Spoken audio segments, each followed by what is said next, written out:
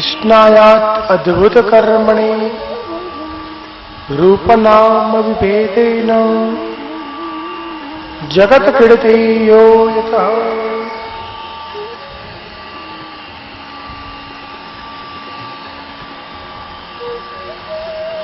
परम श्रद्धे परम आदरणीय पूज्यपाद श्री पितृचरण,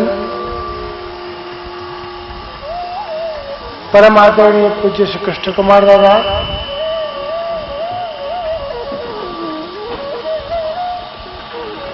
चिरायुष्मान बालकों, उपस्थित श्री वल्लभीय व्रज यात्रा के हमारे सभी प्रिय आत्मीय वैष्णवजनों, कुंड के मुकाम पर आ पहुंचे हैं।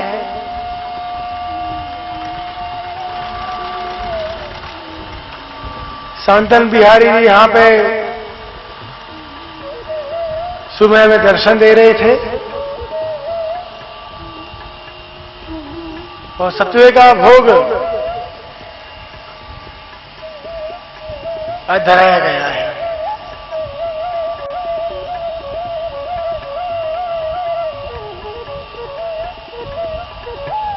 सत्वा तभी धराया जाता है जब खूब ताप होता हो,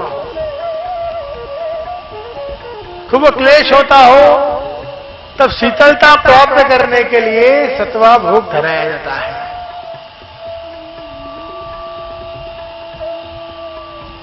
और आज मौसम ने भी शीतलता प्राप्त की है। आज 12 घंटों के अंदर हमने तीनों ऋतु का आनंद ले लिया।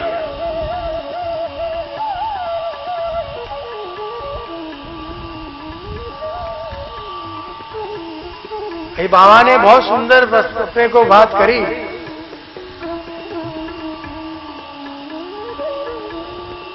तावीज की कि दाढ़ी निकल गई और छोटी हो गई। इसी महापुरुष का पुराण है। लेकिन देखा जाए तो कितनी सहजता से, सरलता से बाबा ने अवस्थामुक्त की है, आनंदित हो गए। मंगलाचरण ऐसे बाबा ने किया जैसे हंसते हंसते, जैसे श्री वल्लभ हंसा रहे हैं। उन्हें देख के मुझे ऐसा हुआ, काश मैं भी था छोटा बालक होता।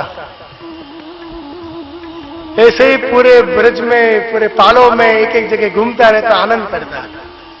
अब बड़े हो गए, मर्यादा में बंध गए, काफी जिम्मेदारियां आ गई।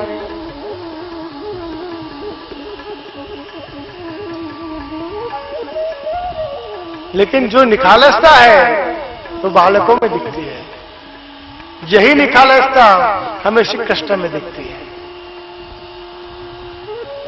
तो हमारी यही भावना है कि यही निखालसता, यही सहजता हमें वैष्णव में दर्शन हो।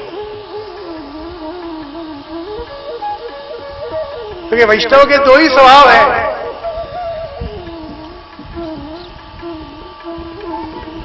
एक सदा पुष्ट रहना और दूसरा सदा आनंद में रहना।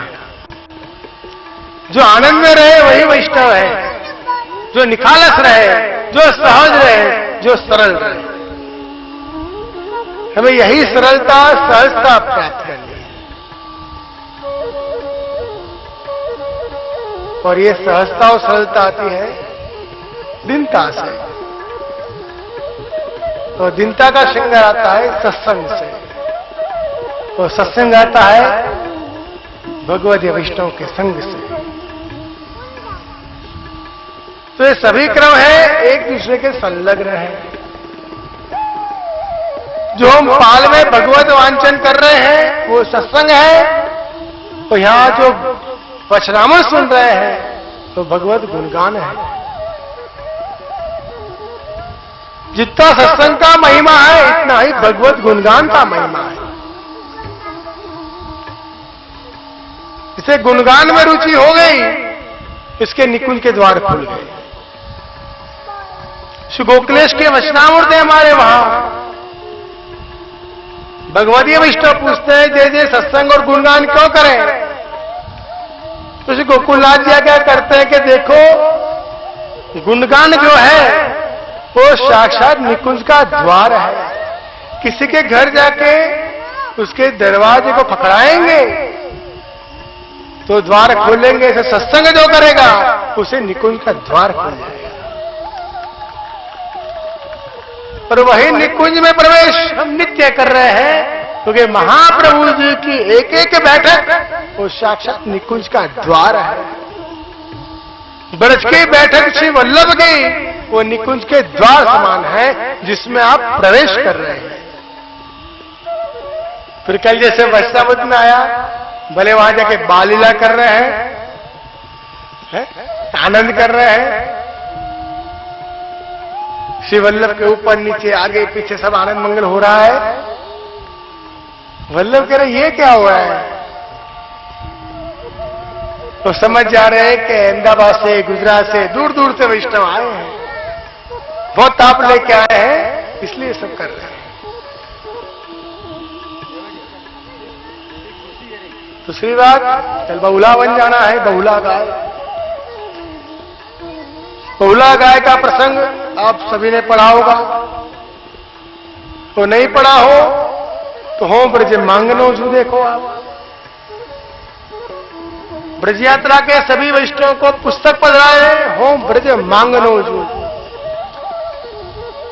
मैं ब्रज मांग रहे हूं ब्रज मांगू छू, ब्रज में वास मांगू छू।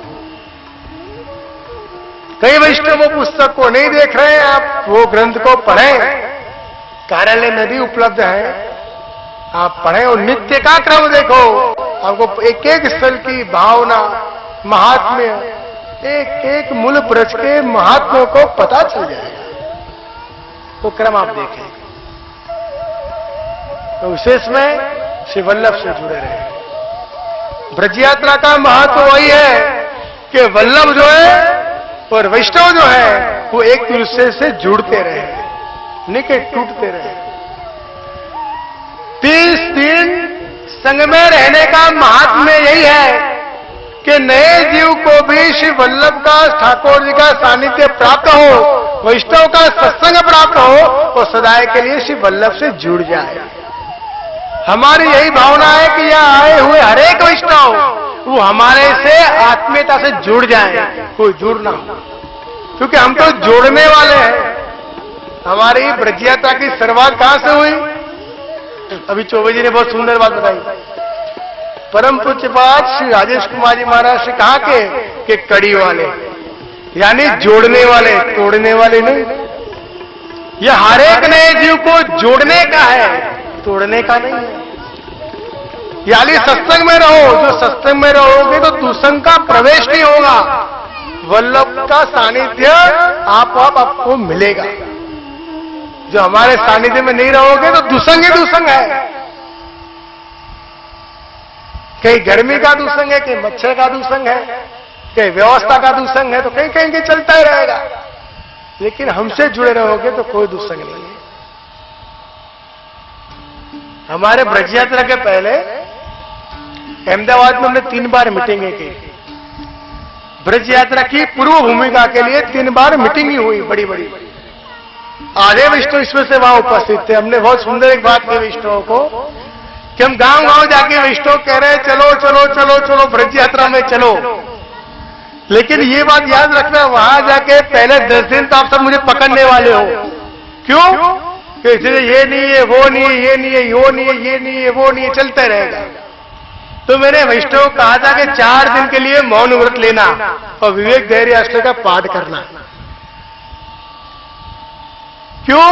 क्योंकि यहाँ पे व्यवस्था है, लेकिन हमारी अवस्था जुड़ी रहे, हम व्यवस्था में जुड़ ना जाए।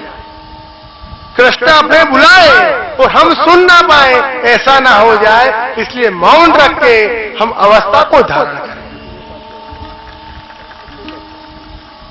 तो पहले 10 दिन तो आप एक दूसरे को पकड़ने वाले हो, ये बात पक्की है। पीछे के 10 दिन जो आएंगे वो आप कहोगे जैसे ब्रज के जैसा आनंद कहीं नहीं है। अब तो ब्रज के ही आनंद है, हर साल परिक्रमा करने मुझे आना है, आप उठाओ कि नहीं उठाओ, मैं तो आऊंगा, अब ये कहोगे।